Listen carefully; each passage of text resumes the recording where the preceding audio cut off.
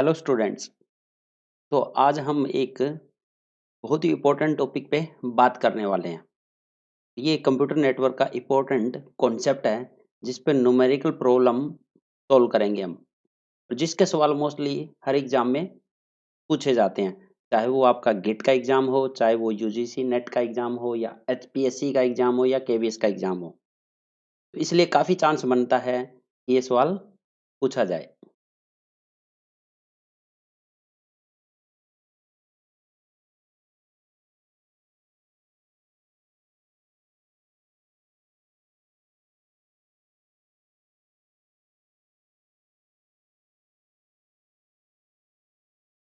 तो स्टूडेंट, उस important topic का नाम है डाटा ट्रांसमिशन।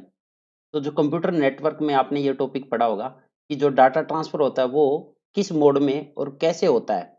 तो यहाँ पे दो मोड हम यूज करते हैं डाटा को ट्रांसफर करने के लिए। एक होता है सीरियल डाटा ट्रांसमिशन,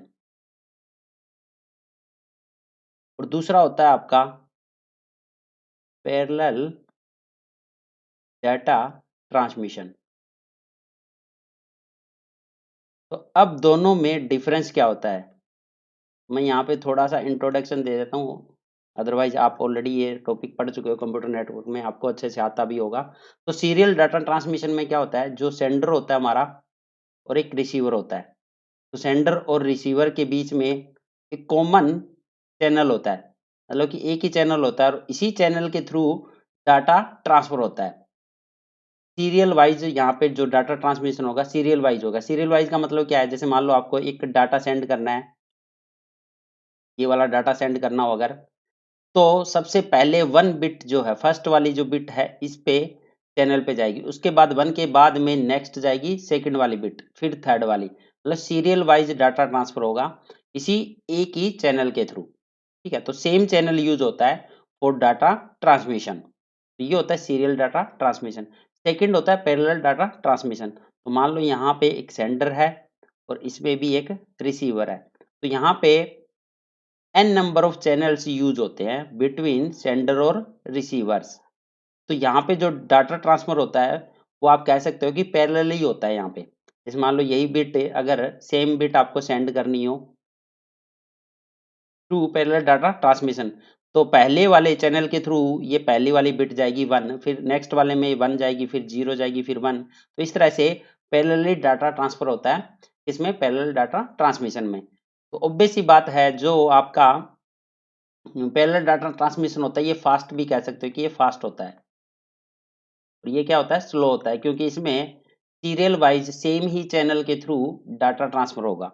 जब तक ये पहला डाटा नहीं जाएगा कंप्लीटली, सेकंड वाला डाटा आप स्टार्ट नहीं कर सकते हो। इसमें एक साथ सेम डाटा सेम टाइम पे पहुंच जाता है पैरेलल डाटा ट्रांसमिशन में।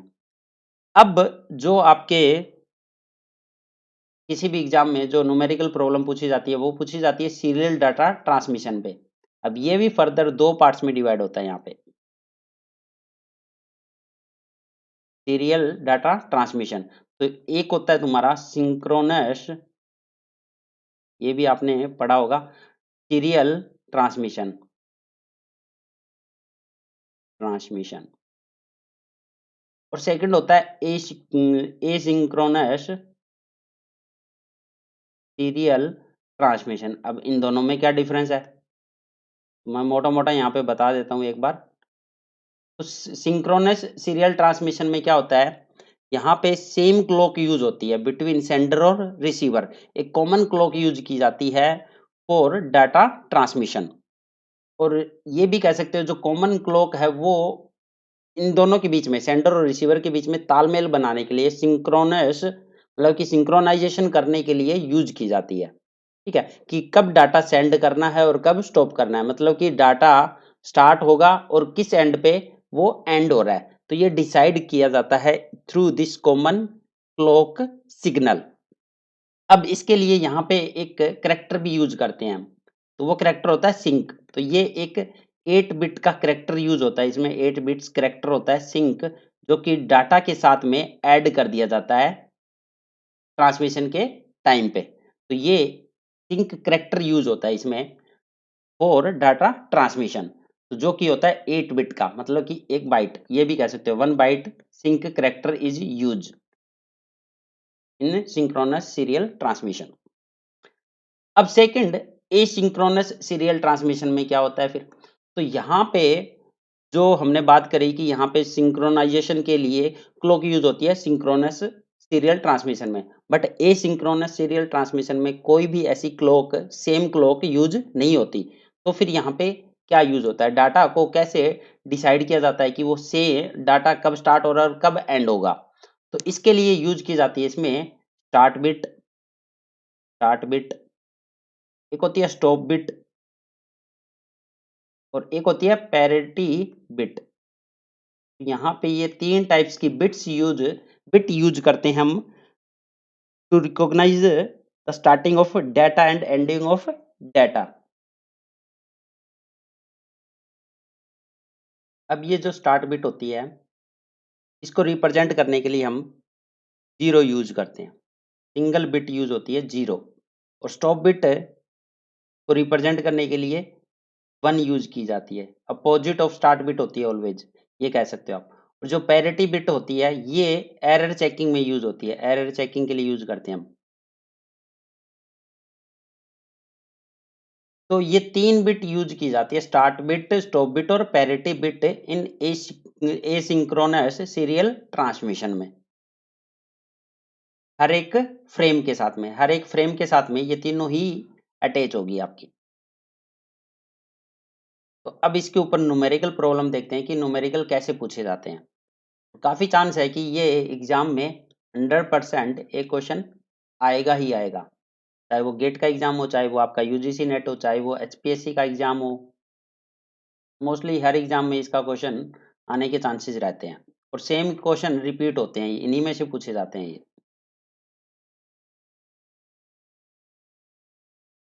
तो सबसे पहला न्यूमेरिकल क्या है, यहाँ पे जो ट्रांसमिशन दिया है एसिंक्रोनस सीरियल ट्रांसमिशन है, जिसमें 8 इंफॉर्मेशन बिट है। तो जो इंफॉर्मेशन जो डाटा है वो 8 बिट है, यहाँ पे जो डाटा दिया है वो 8 बिट का है हमारे पास में, 8 बिट्स एंड 2 स्टार्ट बिट, और यहाँ पे जो स्टार्ट बिट यूज हो रही है वो कितनी हो रही है, 2 बिट्स, और स्टॉप बिट कितनी है यहाँ पे 1 बिट, तो स्टॉप बिट्स 1, और पैरिटी बिट कितनी यूज हो रही है यहाँ पे 1 बिट फॉर ईच करेक्टर, मतलब कि फॉर ईच करेक्टर, हर एक करेक्टर के लिए, क्योंकि character by character data transfer होगा इसमें एसिंक्रोनस में, character by character data transfer होता है। तो each character consist of these this information, ये कह सकते हो आप ईच करेक्टर। ईच करेक्टर का मतलब क्या है, हर एक करेक्टर में 8 बिट डाटा होगा, उस डाटा के साथ में 2 स्टार्ट बिट्स होगी, एक स्टॉप बिट होगी और एक पैरिटी बिट होगी। अब इसके बाद नेक्स्ट क्या है, if the bit rate is 1200 bits पर सेकंड, तो यहाँ पे बिट रेट दे दिया इसने कि जो डाटा जो सेंड हो रहा है सेंडर और रिसीवर के बीच में, सेंडर और रिसीवर के बीच में वो किस रेट से हो रहा है, 1200 बिट्स पर सेकंड, बिट्स पर सेकंड, इस रेट से डाटा ट्रांसफर हो रहा है। तो बिट रेट दे दिया एक टाइप से कि, तो what are the transfer rate, अब इस डाटा को, इस करेक्टर को ट्रांसफर करने का नंबर ऑफ करेक्टर बताने हैं पर सेकंड कितने ट्रांसफर होंगे, what are the transfer rates. तो अब देखो इस टाइप के न्यूमेरिकल प्रॉब्लम को कैसे सोल्व करते हैं, तो यहाँ पे ये कह सकते हो जो ईच करेक्टर है, ठीक है, हर करेक्टर में क्या क्या इन्फॉर्मेशन होगी, 8 बिट्स होगा डाटा, उसके साथ में क्या ऐड होगी, 2 स्टार्ट बिट्स होगी, एक स्टॉप बिट होगी और एक पैरिटी बिट होगी। तो टोटल कितनी होगी यहाँ पे 8 2 10 11 और 1 12, 12 बिट्स, मतलब कि हर एक करेक्टर, ये कह सकते हो ना, each character consist of 12 bits. अब यहाँ पे एक करेक्टर में 12 बिट्स होगी, तो टोटल नंबर ऑफ करेक्टर कितने सेंड होंगे यही तो बताना है अब आपको, टोटल नंबर ऑफ करेक्टर्स कितने सेंड करेगा पर सेकंड, एक सेकंड में कितने करेक्टर सेंड हो गए हम। तो अब आपको ये पता है कि यहाँ पे एक सेकंड में 1200 बिट्स सेंड हो रही है, 1200 बिट्स। तो अब 12 बिट्स का एक करेक्टर है, 12 बिट्स का एक करेक्टर है, तो यहाँ से इजीली निकाल सकते हो ना कि कितने करेक्टर सेंड होंगे, क्योंकि एक सेकंड में 1200 बिट्स सेंड हो सकती है और एक करेक्टर में 12 बिट्स है, तो टोटल नंबर ऑफ कैरेक्टर्स कितने निकल जाएंगे? 1200 डिवाइड बाय 12, जो कि आ गया 100 कैरेक्टर्स पर सेकंड। तो यही तो निकालना था तुम्हें, यही तो है तुम्हारा ट्रांसफर रेट्स। तो यहाँ पे आंसर क्या आ जाएगा? 100 कैरेक्टर्स पर सेकंड। तो ये एक गेट एग्जाम में ये क्वेश्चन पूछा गया था 2004 में। तो बहुत ही ज़्यादा ईज़ी है। यहाँ पे आप एसिंक्रोनस में आपको क्या करना होता है, जो भी डाटा के साथ में ऐड हो रही है सब बिट्स को ऐड कर दो और डिवाइड क्या करना है, जो भी बिट रेट है उसको डिवाइड कर दो टोटल जो कैरेक्टर में बिट्स आई है आपको, तो उससे पता लग जाएगा कि नंबर ऑफ कैरेक्टर कितने सेंड हो रहे हैं। नेक्स्ट सेकंड क्वेश्चन क्या है, how many 8 bit characters can be transmitted per second over a 9600 baud serial communication link using asynchronous mode of transmission. तो यहाँ पे दोबारा से वही मोड यूज किया है, एसिंक्रोनस मोड ऑफ ट्रांसमिशन। तो यहाँ पे फिर से वही स्टार्ट बिट होगी, आपकी पैरिटी बिट यूज होगी, स्टॉप बिट होगी, और यहाँ पे 8 bit character can be transmitted. तो मतलब वही सेम चीज है, यहाँ पे जो डाटा है वो ये कह सकते हो कि link using with 1 start bit और 8 डाटा बिट। तो यहाँ पे डाटा बिट इसने दे दी, जो डाटा बिट है वो 8 बिट्स की है, 8 बिट्स की क्या है डाटा, ठीक है। अब उसके साथ में 1 स्टार्ट बिट यूज होगी, 1 प्लस में 2 स्टॉप बिट है यहाँ पे और 1 पैरिटी बिट है। तो दोबारा से आप अगर आप देखोगे तो कितना आ गया, 8 2 10 2 12, 12 बिट्स आ गई। तो ईच कैरेक्टर कह सकते हो कि ईच कैरेक्टर फिर से कितने का आ गया, ईच कैरेक्टर 12 बिट्स का आ गया हमारे पास में। अब सिग्नल जो बिट रेट है यहाँ पे बोर्ड की फॉर्मेट में दिया हुआ है, तो बोर्ड रेट आपने सुना होगा, एक होता है बिट रेट, एक होता है बोर्ड रेट। तो बोर्ड रेट क्या होता है, number of symbols transmitted per second, ठीक है, total number of symbols transmitted per second, ये होता है बोर्ड रेट।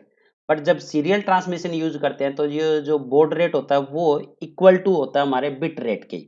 यहाँ पे जो 9600 बोर्ड सीरियल कम्युनिकेशन लिंक दिया हुआ है ये किसके इक्वल हो गया, हमारे बिट रेट के ही इक्वल हो जाएगा। तो 9600 बिट रेट ही कह सकते हो इसको, बिट्स पर सेकंड।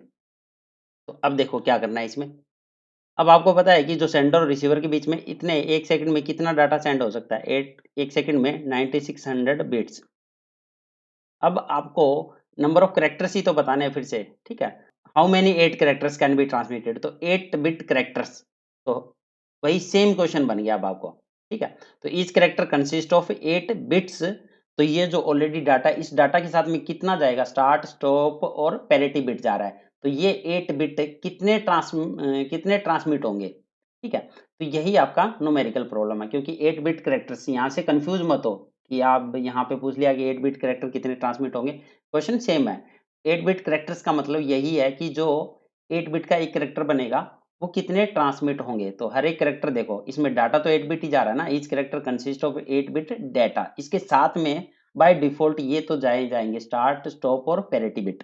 तो नंबर ऑफ कैरेक्टर्स ही निकालने हैं। तो 9600 है और एक कैरेक्टर 12 बिट्स का है, तो टोटल नंबर ऑफ कितने कैरेक्टर आपके ट्रांसमिट हो सकते हैं। दोबारा से वही सेम 9600 को डिवाइड कर दो यहाँ पे 12 से, जो कि आ जाएगा 800। तो आपका आंसर आ गया 800। तो ये जो क्वेश्चन है आपका गेट या यूजीसी नेट में भी पूछा जा चुका है, और अभी जो एचपीएससी का एग्जाम हुआ था पॉलिटेक्निक वाला, उसमें भी ये न्यूमेरिकल प्रॉब्लम पूछी गई थी। तो इसका आंसर क्या हो जाएगा, 800। तो सेम कॉन्सेप्ट यूज करना है अब आपको।